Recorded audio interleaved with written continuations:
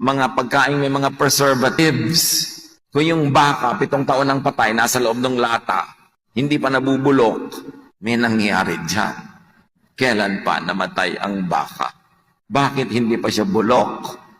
Katulad kaya siya ng bangkay na pinaglalamayan na ilang araw ng patay ay hindi pa nabubulok? Yes! So pag kinain mo yung karne na may preservative, pumasok sa katawan mo yung preservative.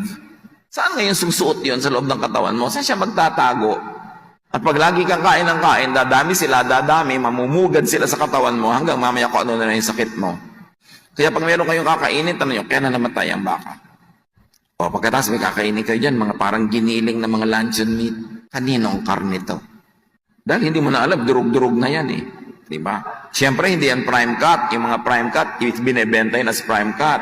So ito kaya yung mga kulani, ito kaya yung mga nunal ng baboy, ito kaya yung mga kalyo. Ano kaya ito mga dinurog doon? At saka, baboy nga ba talaga to? Magduda kayo sa mga kinakain niya ng mga giniling. Tapos, ang pula-pula. Kahit naman buhay yung karne, pamamatay lang ng hayop, hindi ganun kapula. So, bakit ang pula niya? Ano yung pampapula nito? Anong chemical dito? Jobos kaya ito ng sapatos? Pampablan ba ito ng buhok? Kakainin ko yan, magtatago yan sa loob ng katawan ko, buti kong lalabas lahat, maiipon. Ang daming sakit ng tao.